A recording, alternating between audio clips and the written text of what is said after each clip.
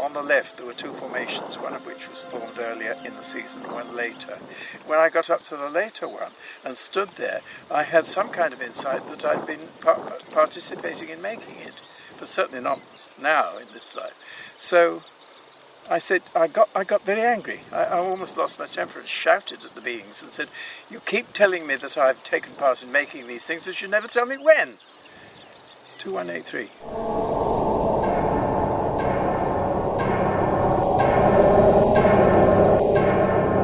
It was in the late 70s. I studied a lot of work of Wilhelm Reich and crystal grids and a lot of other stuff, and at one time in my home half a dozen books have been laying open on the floor at the right page, and I could see the interconnection between the different scientific stuff, and I had the question, Willy, so Wilhelm Reich, please give me a sign if I really found what was your last finding, if I really found it also. And a white ball of light was rushing through my room, through me, and you can imagine I was quite shocked. I found out that these balls of light of 20 years ago have to do with the balls of light which are seen in the crop fields.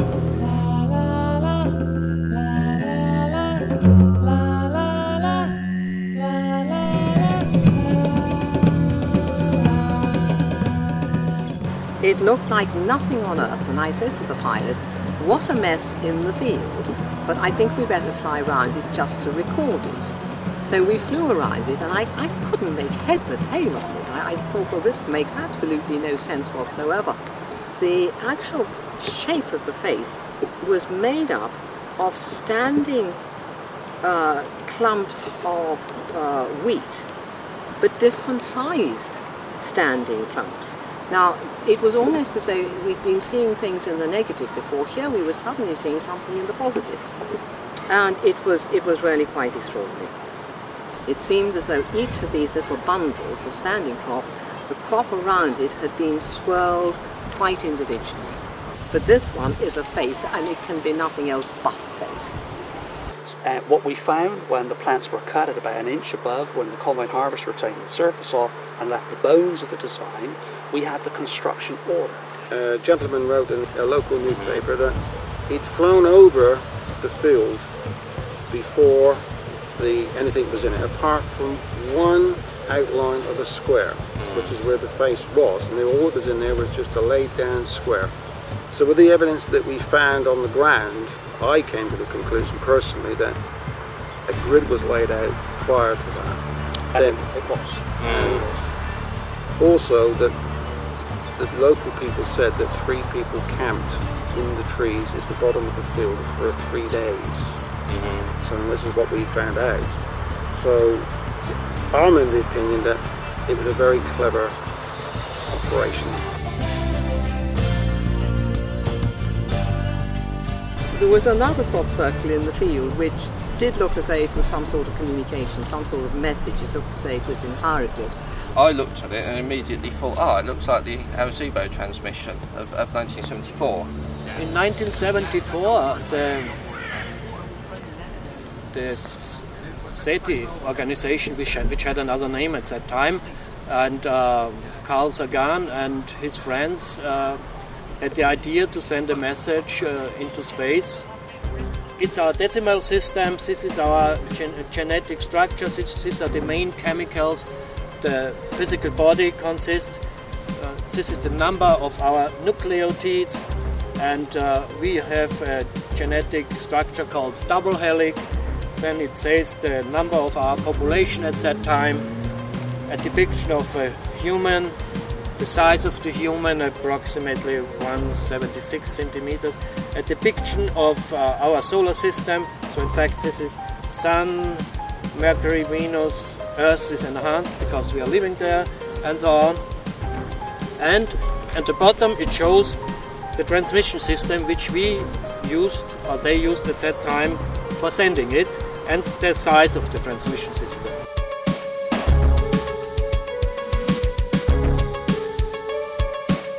We got a very, very interesting answer. In short, they tell us, okay, we know your decimal system. Our body chemistry is quite the same with slight differences. We also included silicon within our body chemistry. The nucleotides are somewhat different. What is of big importance, they have not a double helix, they have a triple helix. Here's a depiction of a sort of alien figure with a big head and a small body. It says 101 centimeters, and the population about 12.7 billion people. And they show a depiction of a solar system which looks somewhat like ours, but it's not really sure is it our solar system or another. And the most interesting point is their transmission system, which they show at the bottom, and they show also the size of this transmission system. In fact, these are binary numbers, but if you translate them, it says 850 meters is the width of this transmission system.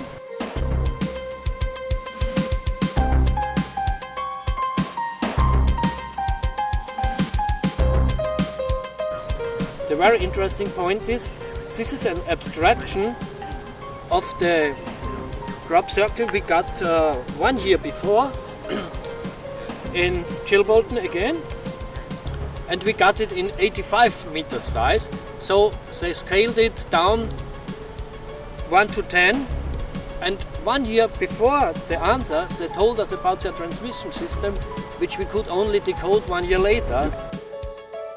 The code of Chilbolton and the face of Chilbolton, by chance I found out have totally the same square meter area. So perhaps because there was a few days in between, perhaps it was some kind of a comment or an addition by some other Could be, source. absolutely. It could be a response to the original one. Indeed, yes, indeed. The Arecibo message could mean nothing else but an Arecibo message or a response to the Arecibo message.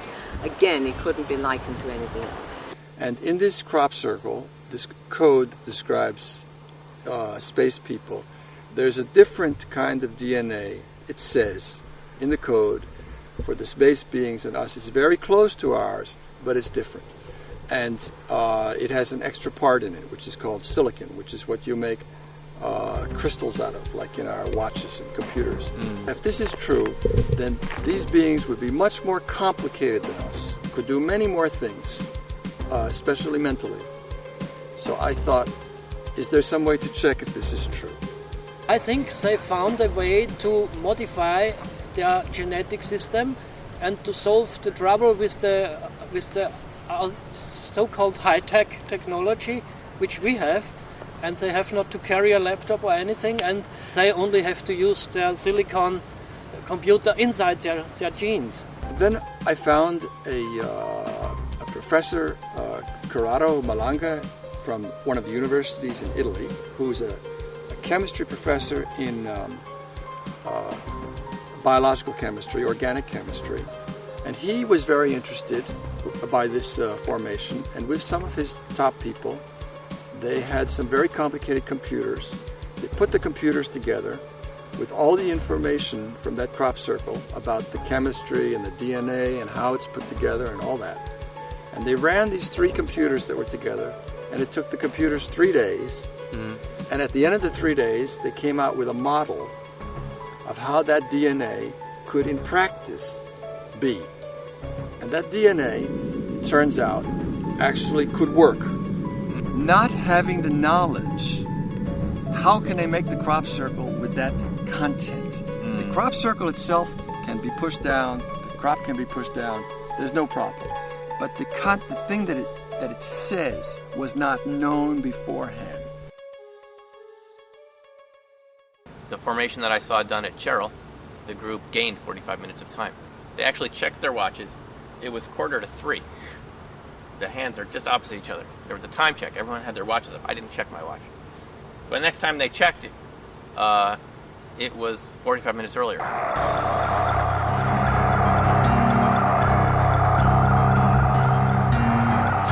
And they get the feeling like they've been there before.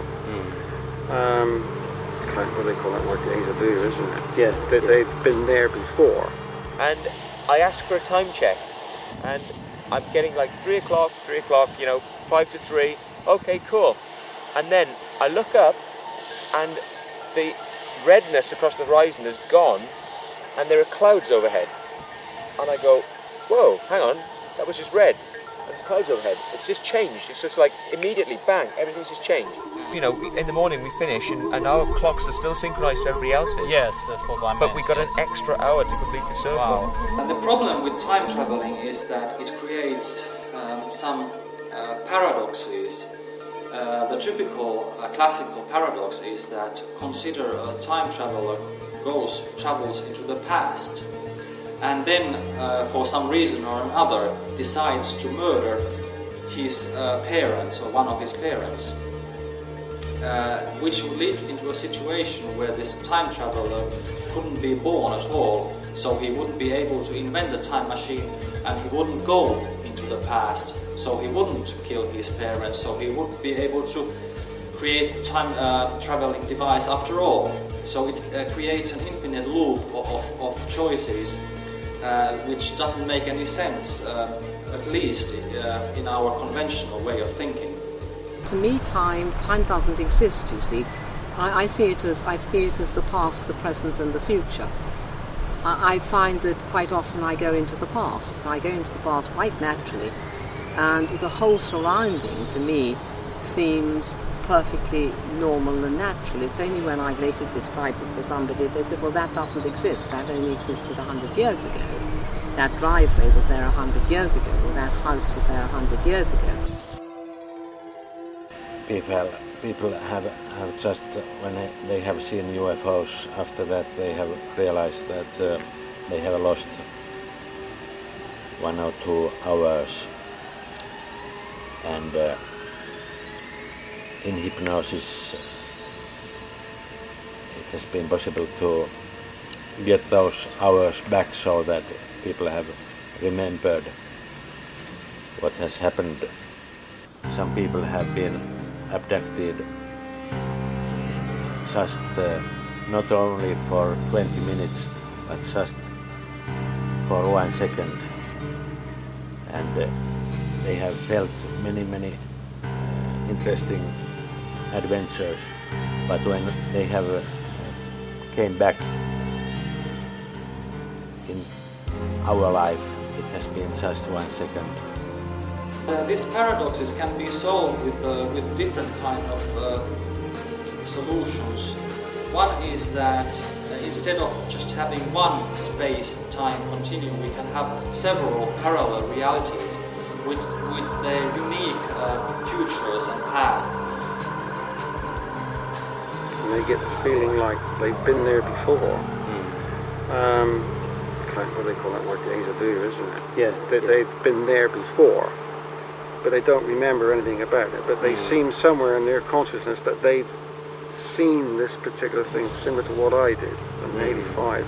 And that's a nice thing, that other people experience that as well.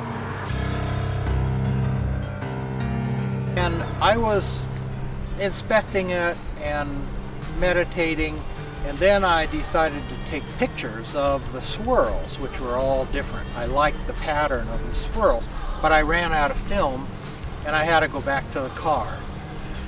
I proceeded, I told my friend who was with me, I'll go back to the car. I walked down the tram line, we came in, and the tram line... Tractor line. Disappeared. The tractor line disappeared, and the grass was much taller, and the air got thicker. Stories of watches that have gone in and they leave one in the car, calibrated, expensive watches, and when they get out they're different. I've heard stories of compasses spinning around in the circles, batteries failing, which I've seen myself. I mean, I think it's possible, let me say that. People were coming out of a crop circle once, had seen their friends just leave the edge of the crop circle and go over a dip, and then immediately appear at the end of the field, bang, and they were like, well, that's amazing, you know. So and they saw another person coming down and then appear at the end of the field. And there were some bushes in front of me, and beyond the bushes was a fire with 2 short people, and a chicken was there and a dog, and they were talking in what seemed to be Chaucerian English. Old English, and there were little cottages, huts, much smaller than the thatched cottages we see, very small. And I thought, oh my God, I've gone through a time portal. This is the opportunity of a lifetime. I can make contact with beings from the past. It's touching us now, but maybe it's been touching people for thousands of years. My argument is that what we're actually tapping into here is something that maybe we forgot about. Maybe Stonehenge and Avebury and all these places around here, they're on energy centres, and that if you make magical symbols like this, that it engages this energy centre and focuses it in such a way that people get strange experiences that are real, it alters reality, and that this is maybe a way of communicating backwards and forwards through time. I'm considering them. If I barge out of the tree, no matter how gently, I'm very tall, I have very foreign-looking clothing on, to them. The dog may have a reaction, and I might get a pitchfork in my chest, because the prevailing attitude might be, whoa, from the devil. And I could see a faint pattern somewhere in the distance, and it was on a slope, on a hill slope, and it was somehow covered in mist so that I couldn't perfectly make out the shape.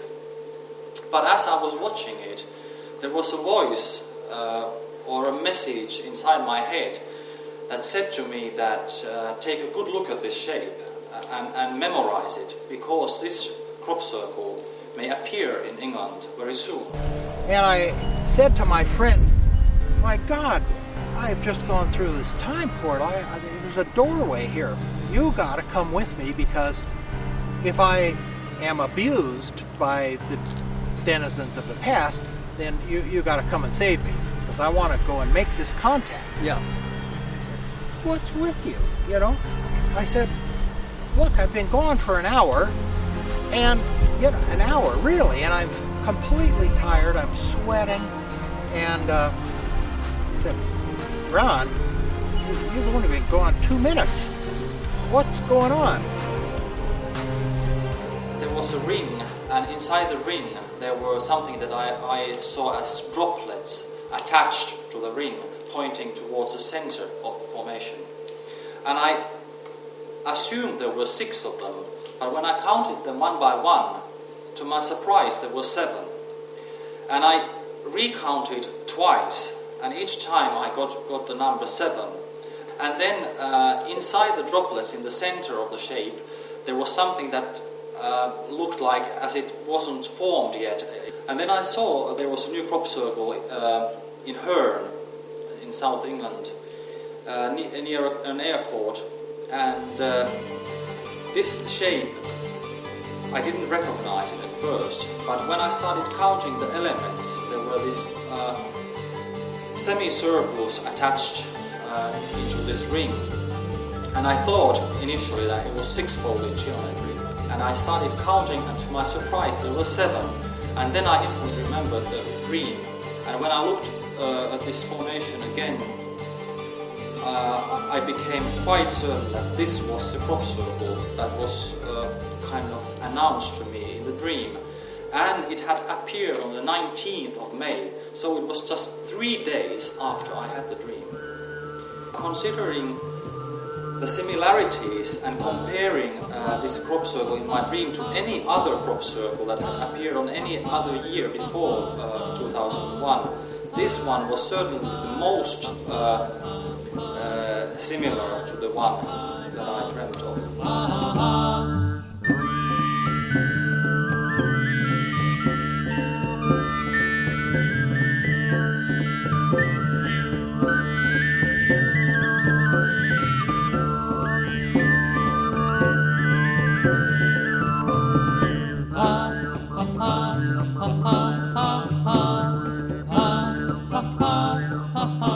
We're looking at something like, 5 point something other billion people who really have one little interest, perhaps a flintsing interest, but certainly haven't a sufficient motivation to do anything about it.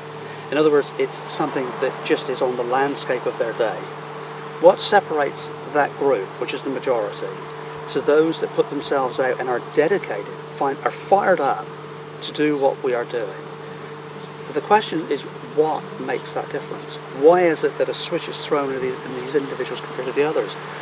Well, there is a point of view that says that this group of individuals, born to carry out a particular function, are indeed, their souls are committed from the future to adjust the now for the future. You could say that if you remotely view all aspects of life as they exist at this very moment, and this is done, it's been done by the CIA several times, and I'm sure other intelligence agencies, they bring together remote viewers, people that have this ability to remotely view distant places and distant times. And if everything exists in the future without change or modification based upon what is happening today, everything that exists, there will not be a future. And the remote viewers have already seen that day. They have gone forward and they say, at this particular place, there is no future. But it is possible in the future human beings manage to transfer themselves into plasma balls losing or leaving behind their physical body and traveling into the past to make crop circles. And why?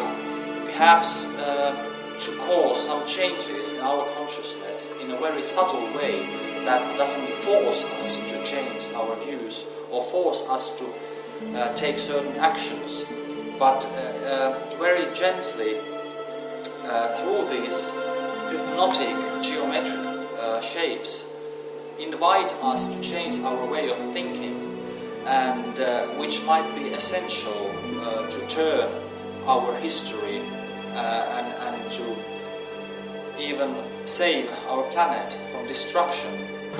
And is it towards 2012? It's in that period. Yeah. It's in that period where we say, well, all the doors close there because the ecosystem can't support it. Right, but the theory goes that there is a group of individuals, probably in the thousands, that are here today, that are working on certain elements of life, that they are trying in their own way, and even not even consciously aware of it, that are trying to influence a larger group of individuals to change the course of the future. So you change the course of the future by changing what we do, the way we think. And what we think that turns into actions is what changes our future. And people from the future are here now trying to adjust that trend. One of the most famous crop circles of all times was the Julia Set crop circle in 1996. And it was also the crop circle that got me started. There was a pilot flying some tourists around the Stonehenge megalith formation, which is positioned next to the field where this Julia Set formation was. And the passengers, nor the pilot of the plane, saw the crop circle, which seems impossible because it was so extremely visible from the air. Also, the crop circle was visible from the road, and the road running next to the Stonehenge stones has quite a lot of traffic in the afternoon. My friend in Sweden, who is also interested in crop circles, personally interviewed a safety guard that was guarding the Stonehenge area that day when this crop circle appeared. And this guard swore that the crop circle was not there in the morning. If we play with the idea that anyhow that the word from these people who claim to have made this formation, and it might be possible to create with sufficient time, then what should have happened was that these people somehow, while they were making the crop circle during the night, were taken to a parallel reality and taken back after they had finished the crop circle, and in our reality the crop circle was not visible, and then it was just somehow revealed in the afternoon when nobody was watching.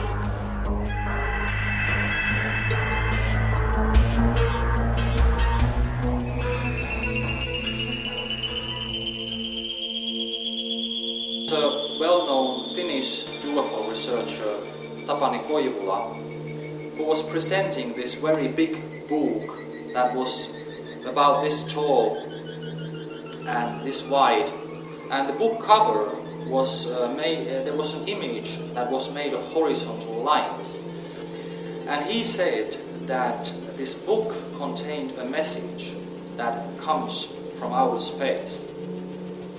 And he said that the message was partly decoded, that it was encrypted. Then he also said that the message is about the new sun.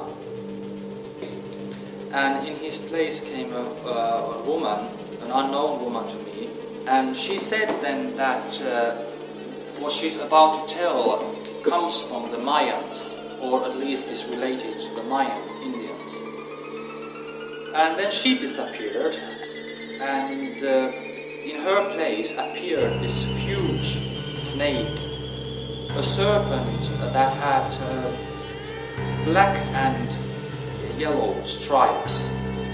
And the serpent was several meters long, and it was a really frightening sight. The serpent had a very big head with a very big reptile eyes, and it really looked threatening.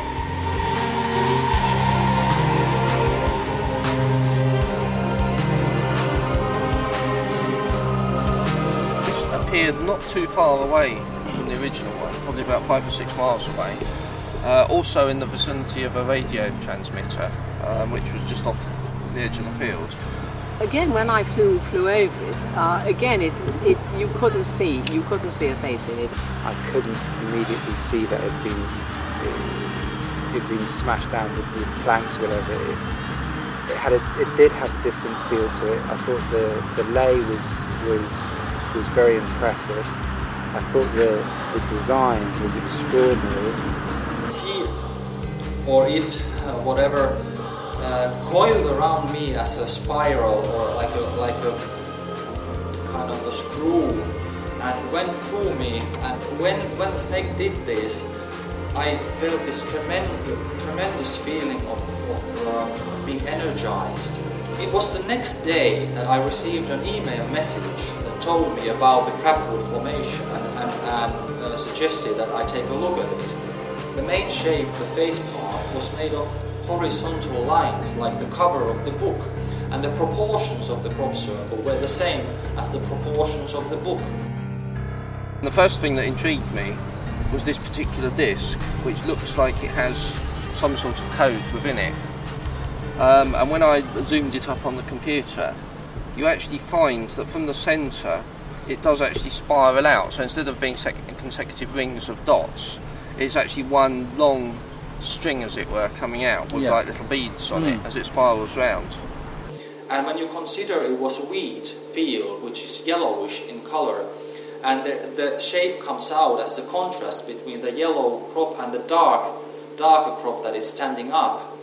It is like a black and yellow striped serpent that is coiled as a spiral. The lay in the face was totally different to the lay in the disc. Now, the lay in the disc, again, was remarkable. Looking from the physical level, I've decided that it would be almost impossible for anybody to have constructed it on the ground. 8 bits, as it were, indicated to me a byte in computer code. So you can then break it down into chunks of 8 and decode it. And what happens is the way computers transmit data, in order to represent sort of human character sets for the alphabet, we use a thing known as ASCII. And it's this particular code, so it represents each A, B, C, D will represent a particular ASCII code. So for instance, if you wanted to represent a capital A, it gives an ASCII code of 65. And 65, when translated into binary, you get the little dots and zeros.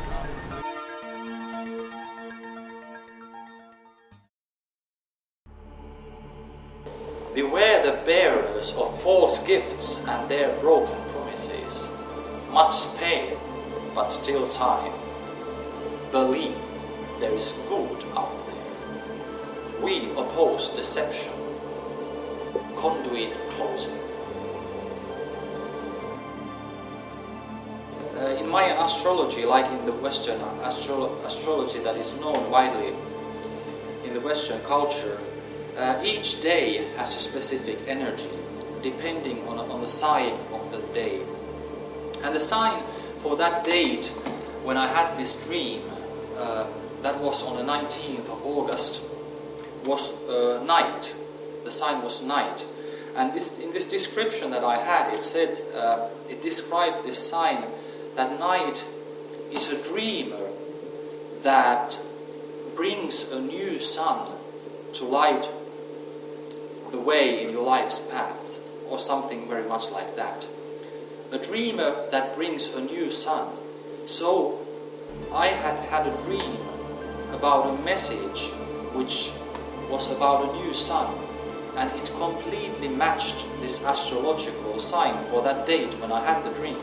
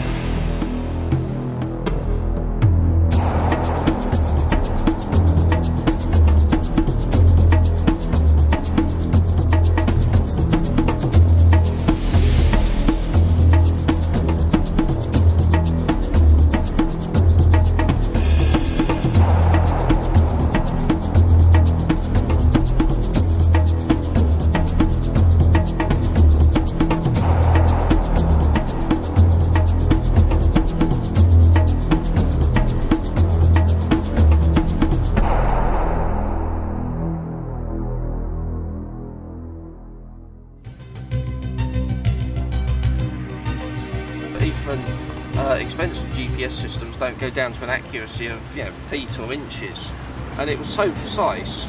You've got to know exactly where, well, if we're flattening this bit, we've got to sort of widen it out a bit here and narrow it. And to do that without some sort of feedback from above or know what you're doing, and coupled with the fact it was all done in the dark, is like, you can sit there and think, wow. If you stand in the centre and somebody has a rope and they go around the perimeter and then they do a spiral, as the rope touches the heads of the corn, the seed heads, the rope, they're very, very fragile, the seed heads at that time. They're bending over and they're very heavy and they're fragile. The rope would flick off the seed heads. So I looked absolutely extensively at the standing crop to see if any seed heads had been knocked off. No, they hadn't. I looked on the ground. No, the seed heads were all on the stalks. It's made of lines where the thickness of the line defines the darkness of each spot. And there is a certain amount of these elements, both vertically and horizontally. And then when you count these elements, and you count the elements that are the bits in the code, there is approximately, this is a rough estimation, 5,000 elements in this specific crop formation. And that is a really impressive figure.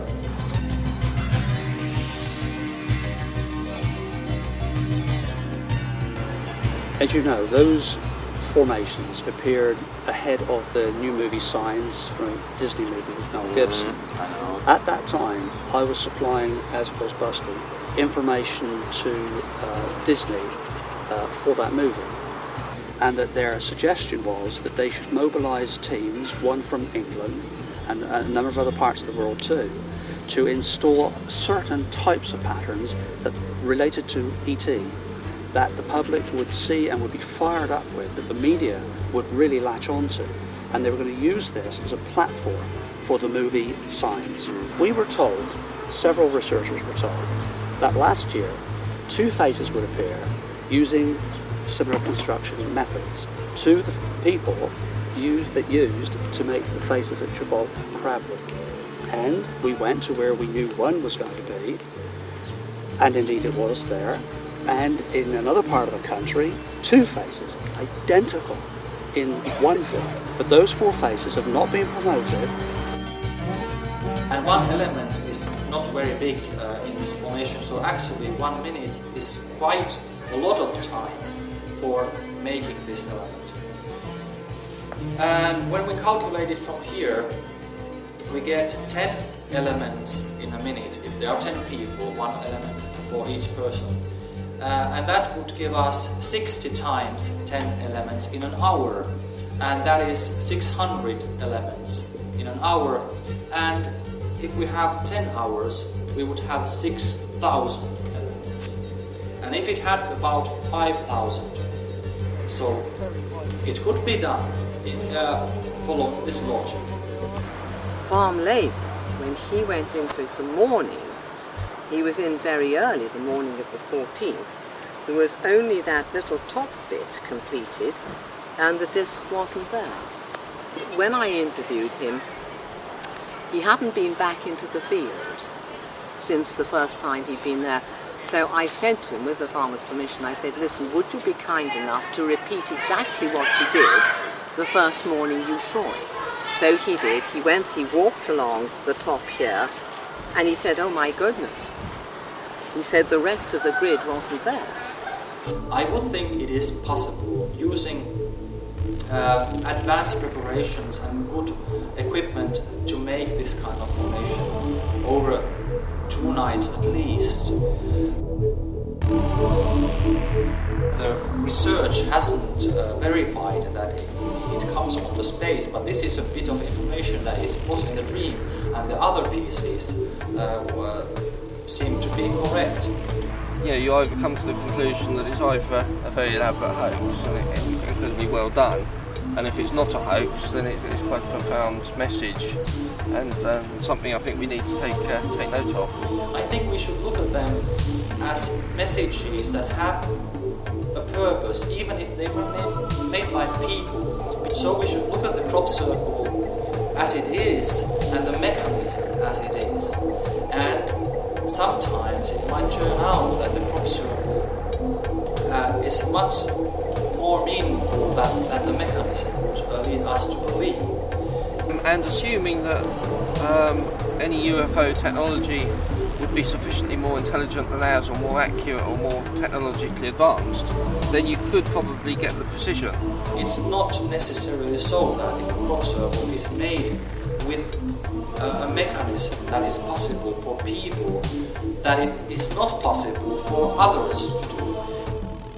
They're working with crop circles, working with the landscape, and how the crop circles and the landscape and where we ourselves fit into it all contribute to this sort of dialogue, this energetic exchange of events. So yeah, I'm happy to say that I believe there's an alien or an otherness running alongside this. We are connected, and that's the thing. Wherever it is in the dimension, from the invisible to the visible, through that spectrum, is that it's in there somewhere, but that what is very clear is that what connects us all is conscious mind, and that I think it connects literally everything.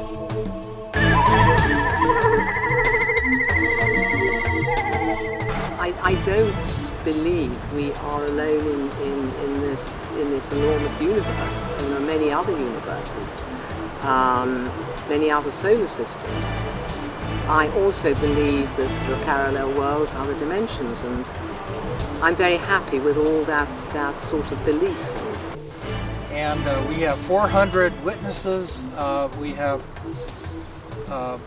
hundreds of hours of videotaped interviews with astronauts, cosmonauts, generals, admirals, all this, that say, look, I'm going to die in a few years.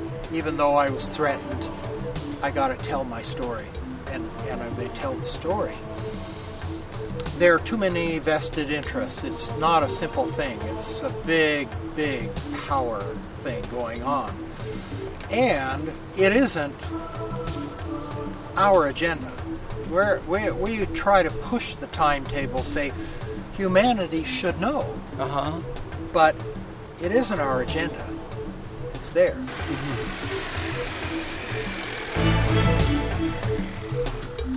My opinion is that there are maybe 50, maybe 100 types of aliens who have visited the Earth. If I think about those hundreds of cases, the most positive messages have been the messages which have talked about spiritual development. Human beings must develop their spiritual level to save this planet. There are figures that are not quite solid, and they come and it's just like a gift. It's amazing. I think if we do this often enough, we will be given evidence, more evidence to share, but it's their agenda, not ours. In 1999 I had an interesting experience. I was in the crop circle area, and my friend Mira is her name. She said that she managed to get in contact with her friends somewhere out there, and they said few things to her, that there would be a UFO on the sky around 11 p.m. that night, and there would be a new crop circle, very likely, and there were 4 possible locations for these new crop circles to appear, but it hadn't been decided yet which of these locations, if any, would be picked. Unfortunately, the predicted UFO sighting occurred while we were driving, and we didn't have visibility to the sky, but many other people saw it, and it indeed happened around 11 p.m. like Mira said. I was with Ed Sherwood and Stephen Greer in a crop circle at Tawsmead Copse east field, Alton Barnes, and these balls of light were over the copse, and kind of moving, very curiously moving. Yeah. And when I put my attention, and others, on the light, it was in us, and the lights seem to be intelligent beings without will. They have no will. We have will. So as we ask, or say, think that the light could go up, it went up. To go down, it would go down. Our will was linked to its mind, and it was very benevolent. During the night there were 4 separate glowing lights, very faint, just barely visible to the bare eye. Red color, kind of ellipse-shaped glows, very close to the horizon in 4 different places. Not above any city lights. We could see where there was some village lights, and these red lights were not a reflection of these village lights. As the morning started to approach and it started getting a bit lighter with the dawn, then these red glows started to fade away apart from one of them, and this one grew brighter instead of going fainter like the others.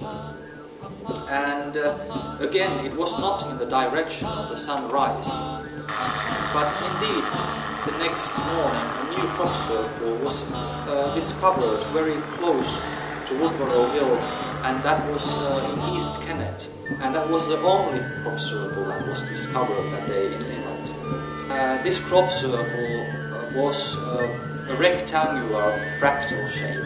The way the crop was laid caused the illusion that it was three-dimensional, like a pyramid shape rising out of the ground, and having this large pyramid in the middle, and then the smaller ones in the corners, and then again smaller ones in their corners, the typical fractal shape. We all agreed upon the shape. It took a couple of minutes. Somebody wanted something else, and we said, no, we got to keep it simple. You have to visualize it in your mind, and you want to project it outward to whatever. I think one of the persons said, well, what about 3 circles? And then another person said, well, what about the 3 circles in equilateral triangle connected by lines? So the circles were at the apices of the triangular shape. That's kind of a universal shape. It's easy to see in your mind's eye. It's not too complex. So we visualized this for about 20 minutes in meditation. And several of the people are very advanced meditators. So they go into kind of a samadhi state pretty quickly. And so we felt our visualization was effective. We projected it out, and the next morning it was in the field.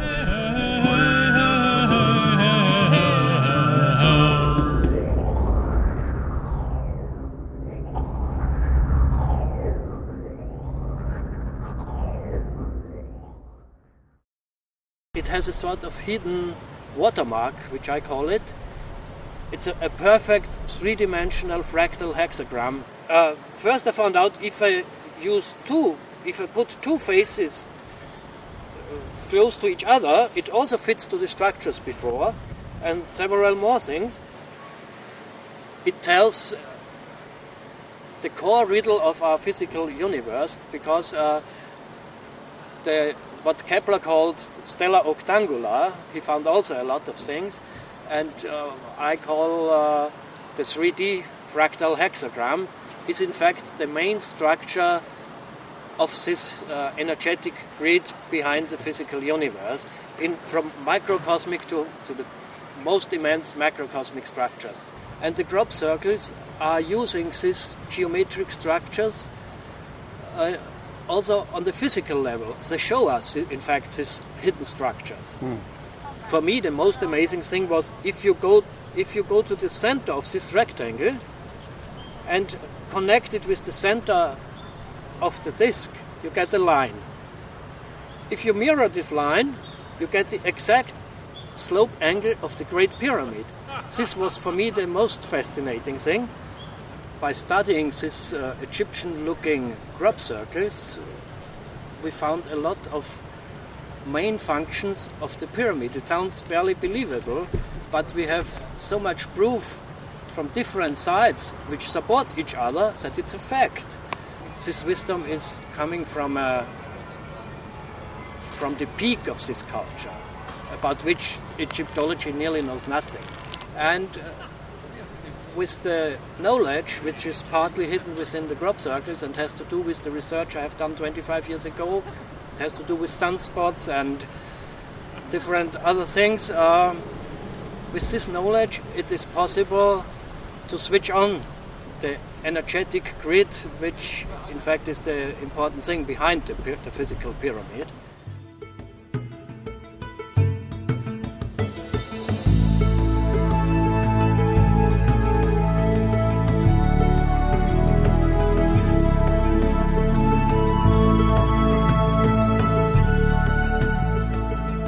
This is a very unusual period of time. I don't think we've been here before, in so much as this, we haven't been through this situation before. I think what we are producing that is artificial in our natural world is creating new effects. And we are going to have to live through newly generated problems that the planet has never been through before. Virtually all walks of life, you can look at computer technology and just, in the last 5 years, 10 years, let alone 50 years, how far it's come. And I mean, the computer in my mobile phone is probably more advanced than the computers that put man on the moon back in the 60s. Well, this very, very quick, accumulating faster and faster shifts in the manifestation of certain phenomena. I mean, the whole UFO thing, the whole people's spiritual stroke alien experiences, the Mayan calendar, all these things are coming together in a way which I feel is indicative of a deeper change. We are living a crucial time which our mind and our intellect gives us the power to do something about it. Either to do something about it and change it for the future and gives us a future, or we simply will make the wrong decisions and destroy ourselves. I think it's that serious. I really think it's that serious. Yeah. Everything points to it. All of the science points to it. When you look at the ice cores now, which have been recently looked at, going back 500,000 years, and in the top 30 years, which are the top few centimeters of the ice core, the highest levels of CO2 ever recorded. Now the Mayans have a prophecy that there will be a new sun in the time of the change, which is the time supposedly we are currently living. Particularly last summer, there was lots of attention, and last September, October, November 2003, attention to this particularly powerful bursts from the sun that suggested there's something unusual going on in the sun, not just the normal variations in sunspot activity.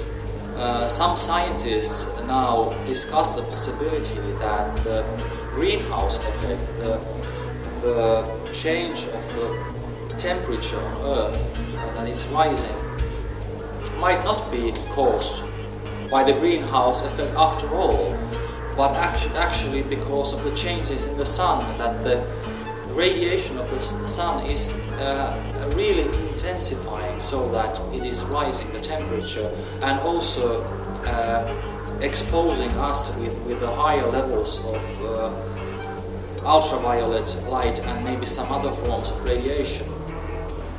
By regulating specific grid patterns around the pyramid, but far into space, it is possible to change several frequencies of parts of these grid patterns for special reasons. Different. So for example, for anti-gravity functions or sort of DNA rejuvenation. It also has to do with the water molecule, but we decided we will tell a bit about our finding to be taken seriously. And this is the good news, and the bad news is we don't yet reveal the details because we challenge our society. We demand that society shows its appreciation of the extraordinary gifts we get in the fields. We demand from our mass media to change its policy, not only to tell nonsense. We demand from our cultural society not to look at this phenomenon as childish graffitis. In fact, we want that society as a whole shows its appreciation by helping to manifest the world's first crop circle museum. Our technology right now is based on combustion engines and fossil fuels and other even more dangerous forms of energy. Wouldn't it be great if we didn't need to use those forms of energy? We could basically tap into the earth directly, maybe like Nikola Tesla was doing, and we somehow do it through crops. And that's why I'm excited about this whole area of research, because I think that it's going to lead to breakthroughs. If you're on road and you want to go across the mountains, you've got a finite constraint. If the car has got maximum 100 miles an hour or whatever, and you can go up and down bends, or you can only turn corners at a certain speed, it will take you X amount of time to get there. But if you can actually step out of our dimension, as it were, and go into the third dimension, which is effectively getting into a plane or a helicopter, you can effectively bypass that. Now, you're not actually breaking any laws of physics or whatever, you're just going a different method. If you take the analogy as one step further, if you could step out of our sort of 3D space-time and go into the fourth dimension, you could effectively go faster than what we perceive as our speed of light, but it's not actually breaking the laws of physics on a universal scale. So I think you can possibly utilise these energy lines or stargates or whatever, and possibly travel great distances. We could study caravans, but unless we give it all of our energy and our passion, our faith, our spirituality, it will simply continue to be a caravan. You know what I'm saying? Yeah. It's when we give it more than that, we begin to learn more about the natural world, which is there to be learned. So it's not really just about crop circles. All this fits. Exactly right. It's something beyond classical science. Again, I think it's a future science, subtle energy science. Natural magic, subtle energy science, it's somewhere in between. If you've studied any of these areas of paranormal phenomena, they're not easy to repeat, but sometimes you can get repetitive evidence which shows there's something really going on. And to me, that's really the most interesting thing. The only problem is our society is not ripe for it. So we have to change the evolution of our society. In fact, there must be an advanced critical mass, and the whole society changes. I think we are reaching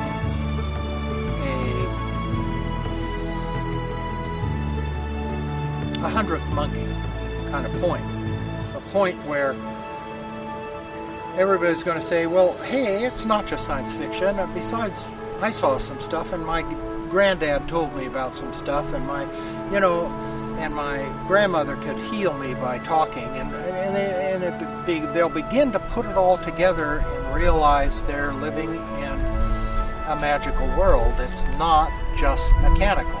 We're in a kind of a tyranny of mechanics, but the rush for great technology, I love it too, but you got that subtle stuff doesn't work with this technology. Just now, the most important reason for crop circles is that they stop the people to think about the situation of the world. I feel that when we are a part of Western civilization where people are always busy and they must be more and more effective in their work, it's very, very important that people just stop. A simple circle in a field of our food caused us to wonder what we were looking at. Yeah. And the fact that we did that, and many others have done the same, is we've come to examine ourselves. We've come more to examine ourselves, in a way, than the crop circles. It's put down conduit closing. It's almost as if, well, this is the final message. If you don't get it this time, then, basically this is the message and deal with it. Sort yourselves out and learn what's going on, or learn to live with each other or whatever. We can go out privately or in a small trusted group anywhere in the world and make contact. If you're sincere and you drop your games and you don't have weapons and you don't have cameras, you don't need a priest to go through or a rabbi. You don't need it. You can do it yourself. I mean, that's who we are. Everyone was right in a sense who was participating in this early research. It's not that it's this or that, one thing or the other. It's a blend of things. There is a natural phenomenon, and there are people who are making the designs. They're all real in the sense they all create real effects. I mean, to me, if it can destroy my batteries, it's real. Yeah. That to me is the definition of real. Case closed.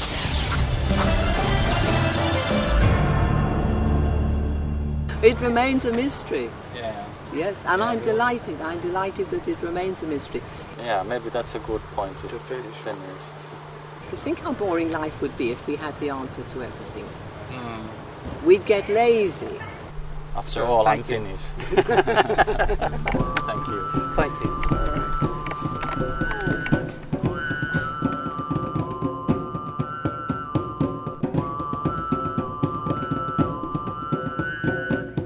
Haha, we know this is man-made. This is man-made. This is man-made.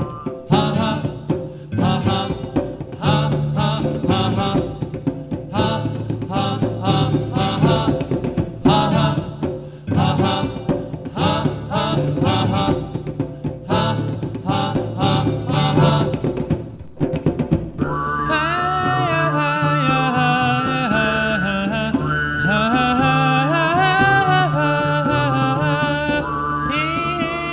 get the feeling like they've been there before.